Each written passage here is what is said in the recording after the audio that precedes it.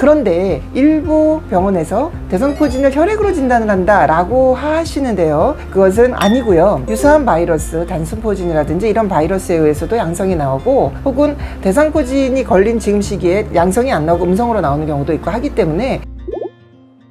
안녕하세요. 통증 캐치한 닥터 통쾌한의 한경림입니다. 오늘은 대상포진의 진단에 대해서 제가 다시 한번 영상을 찍게 됐습니다. 오늘 오신 환자분께서 다른 병원에서 대상포진 진단을 피검사를 통해서 받았고 면역이 떨어져서 치료를 많이 해야 되는데 한 달 이상 치료를 받고도 낫지 않아서 찾아오신 환자분께서 말씀을 하시는 걸 듣고 제가 다시 대상포진 진단을 어떻게 하는 것인지를 말씀을 드려야 되겠다는 생각을 하게 됐습니다.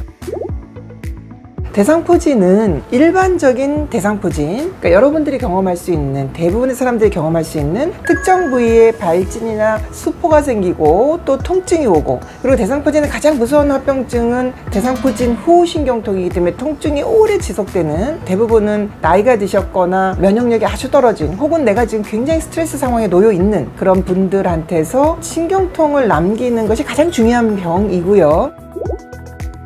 그리고 진단은 환자를 그냥 보고 진단합니다. 보고 진단할 수 있는 이유는 그림에서 보시는 것처럼 대상포진은 하나의 감각신경 뿌리에서 그 신경이 가는 부위로 발진과 수포와 통증이 일어나는 병이기 때문에 신경이 지나가는 부위에 발진과 수포와 통증이 있는지를 확인하는 겁니다. 그래서 보시는 것처럼 이렇게 우리 몸은 3차 신경에서 앞면으로 가는 신경이 있고요. 여기 그림에 색깔별로 있습니다. 그리고 이제 몸 부위는 척추에서 나오는 31쌍의 척수신경이 가기 때문에 목 신경 8개, 등, 흉추신경 12개, 요추신경 5개, 천추신경, 골반 쪽 아래쪽 신경 5개에서 31쌍의 신경이 가는 곳이 다 저렇게 정해져 있는 부위로 갑니다. 그래서 저 부위에 발진과 혹은 수포와 통증이 있는지를 보면 진단을 정확히 할 수 있고요. 저 부위라는 것은 딱 한 신경을 말합니다. 그렇게 진단을 하는 것입니다.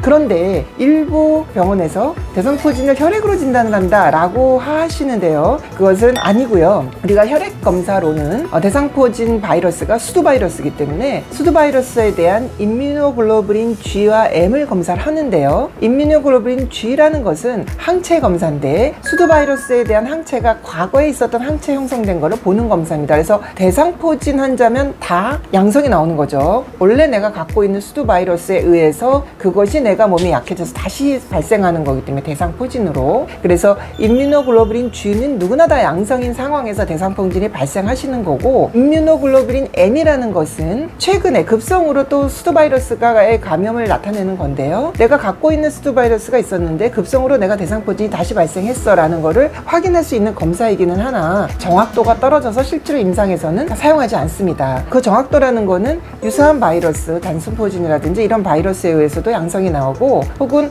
대상포진이 걸린 지금 시기에 양성이 안 나오고 음성으로 나오는 경우도 있고 하기 때문에 정확도가 떨어져서 검사를 하지 않고요. 그리고 가장 정확한 검사는 PCR 검사입니다. 그래서 PCR 검사는 우리가 실제로는 그 피부 발진이 난 곳에서 세포를 채취해서 하는 것이 가장 정확하고요. 그럼 아주 정확도가 100%라고 볼 수 있고, 혈액에서도 수두바이러스의 DNA를 확인하는 검사를 할 수 있는데요, 이런 PCR 검사는 일반적인 그냥 수포 나고 발진 나고 통증만 있는 환자한테 시행하지 않습니다. 굳이 그걸 하지 않아도 진단할 수 있기 때문이고, 따라서 PCR 검사를 해야 되는 경우들은 뇌수막염이 있다든지, 통증만 있는 것이 아니라 통증은 없는데 팔다리에 근력이 약화됐다든지, 그리고 발진이 그냥 일반적인 수포나 그런 빨갛게 되는 것이 아니라 궤양, 썩어 들어가는 것처럼 아주 심각한 피부 병변이 생겼다든지, 그리고 이제 망막괴사라든지 척수염이 돼서 하지마비, 길리안바레 증후군 같은 거, 이런 것들이 있을 때 뇌신경학적으로 아주 위험한 상황이라고 생각되는 그런 증상을 가지고 있을 때는 PCR 검사로 어떤 균에 어떤 감염에 의한 것인지를 정확히 판단해야 되기 때문에 검사를 꼭 시행하게 되어 있습니다. 그러나 일반 환자한테서는 대상포진은 임상적 진단이 이게 이제 국제적으로 많은 의사들이 공유하는 진단법입니다. 그래서 발진 시작 전에 통증이나 비정상적인 감각이 특정 어떤 부위에 있었고, 발진이 아까 보여드린 그 피부 분절, 칸칸이 쥐어져 있는 특정한 하나의 피부 분절에 나타나고, 이전에는 똑같은 자리에 똑같이 발진이 발생한 적이 없다는 걸 확인하고 대상포진을 진단하게 됩니다. 그리고 수포가 없어도 우리가 이제 수포만 있으면 대상포진이라고 찾아오시는 분도 있지만 발진만 있어도 특정 신경이 지나가는 그런 피부 부위에 증상이 나타난 경우는 대상포진이라고 진단합니다. 네, 그래서 이런 임상적인 진단을 하는 게 통상적인 거고요. 생명을 위협할 만한 그리고 근력 낙하라든지 그런 신경학적 증상이 심각한 사람들은 PCR 검사를 통해서 대상포진을 확인합니다. 그래서 일반적인 혈액검사로 항원항체 검사는 의의가 없기 때문에 우리가 대상포진일 때 진단에 있어서 검사를 하지 않고요. 그래서 우리가 최근에는 AI를 이용을 하죠. 이제 챗 GPT한테 대상포진 혈액검사에 대해서 질문을 하면 똑같은 답변을 줍니다. 굉장히 똑똑합니다. 그래서 대상포진을 피검사를 통해서 진단을 할 수 있지만 일반적으로는 그렇게 진단하지 않는다라고 말하고 있고, PCR 검사는 정확한 대상포진 수두 바이러스 DNA를 보는 검사라 정확도가 있어서 PCR 검사가 필요한 경우 의사의 판단에 진행할 수 있다.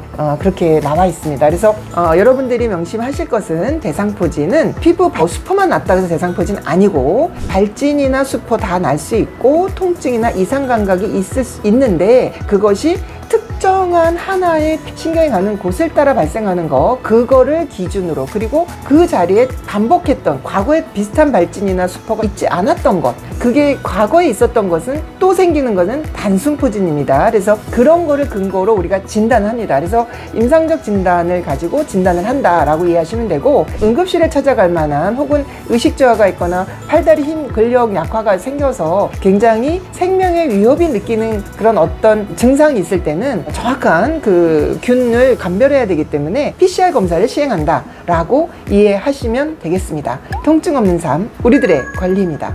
통증 더 이상 참지 마세요.